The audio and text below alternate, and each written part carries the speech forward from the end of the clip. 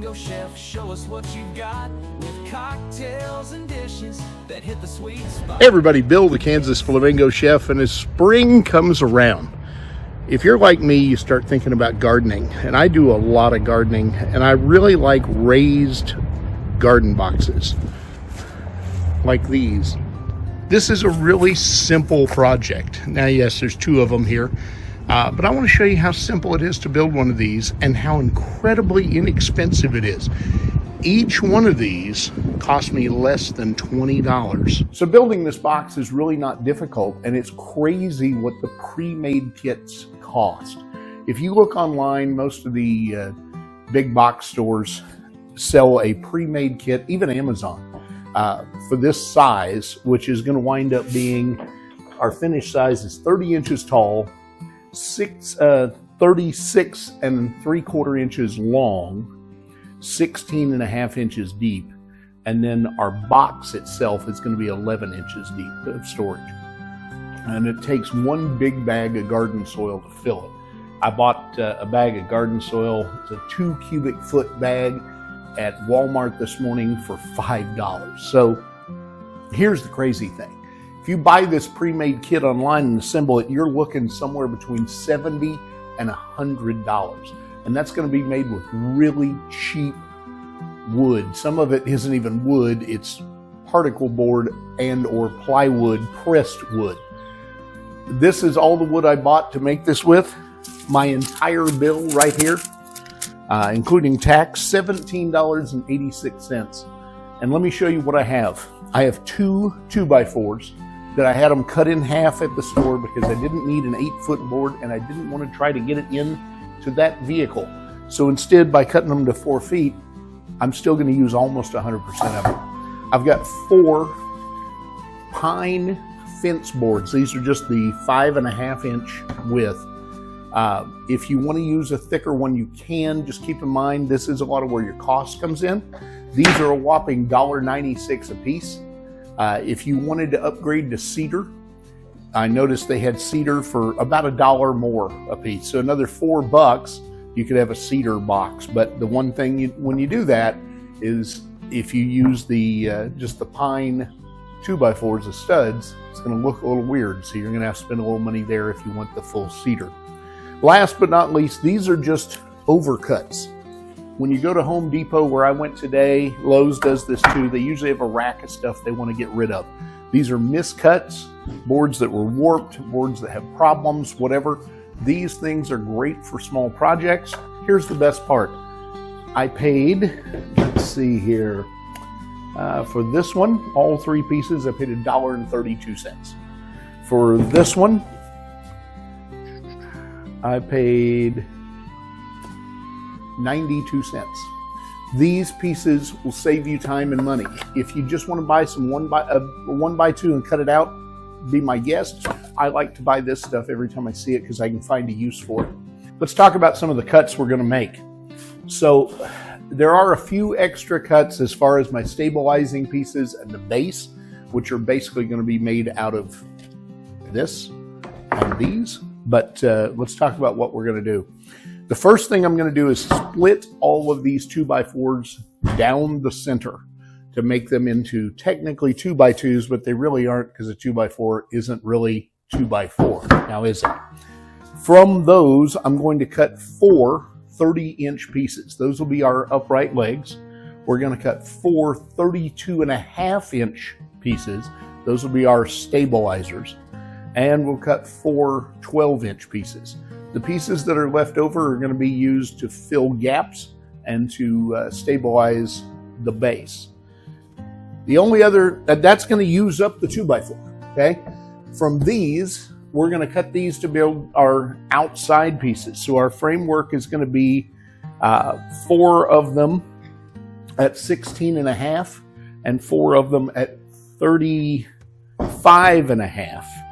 And then the scrap, and then the last board itself will get cut in half to fit inside to make the bottom.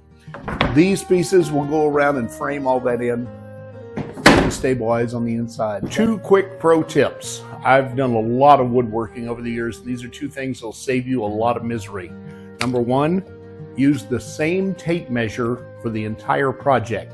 I know it sounds stupid, but I'm telling you that if they're off by even a 1/16 of an inch from one tape measure to the next, you'll screw up everything.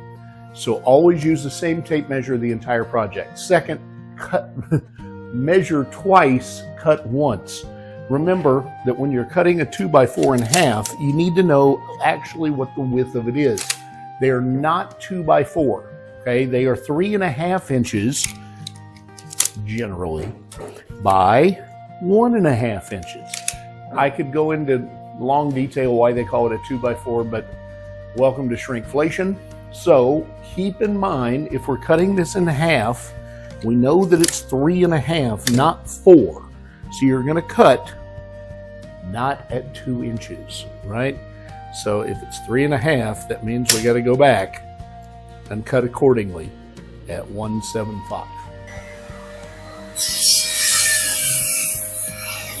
So now I have 8 pieces that are cut in half, right? They're down to basically 2x2s for all intents and purposes. We're going to cut 4 of these to 30 inches. We're also going to cut 4 32.5 inch pieces. Then with the balance that's left over, we're going to cut 4 12-inch pieces. So my 2x4s are all cut out now. I've got 4 legs at 30 inches. I've got 4 cross members at 32.5. I've got 4 width members at 12 inches. And then I have these leftover pieces, which are going to get used at 17.5 to 18, depending on how they were cut. Looks like they're almost, yeah, they're all exactly 18. Then I've got these little leftover blocks here that we can find a use for, trust me. So now we're going to cut our side panels and our front and back panels. 3, 2, 1. Let's talk about your sides and ends. So remember, you're going to have 2 pieces on each side and each end.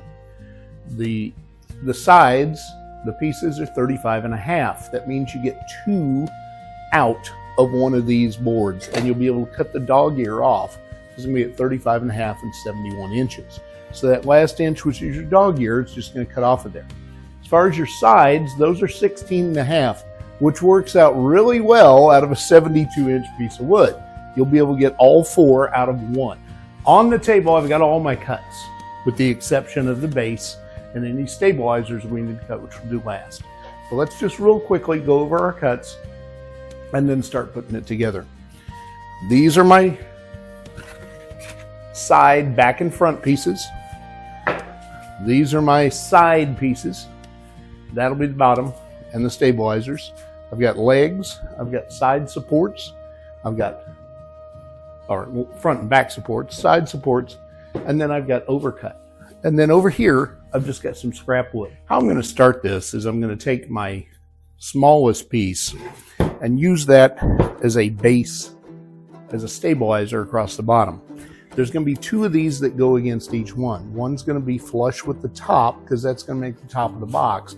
One's going to be about 3 to 4 inches off the ground to create some stability. So I like to start by setting this at 4 inches and drawing a mark where I want the base of it to be. That's all you need to do, and then I'm going to repeat that with another 30-inch piece, drawing it 4 inches. Ideally, this sets the blocks at the same height. That way, if you decide later you want to put a shelf on this, you know exactly where everything has to line up. All I'm going to do is screw these in from the outside. 1 screw each is really enough, and then we'll do the side pieces.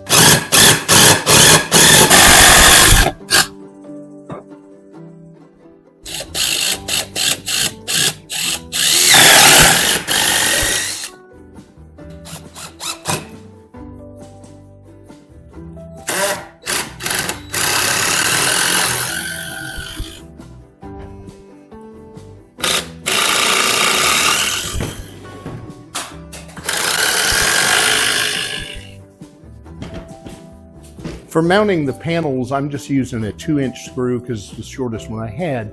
But honestly, you could probably get away with a 1-inch screw or 1.5 inches. You don't want to not go far enough that it holds, but you also don't need a lot of depth here.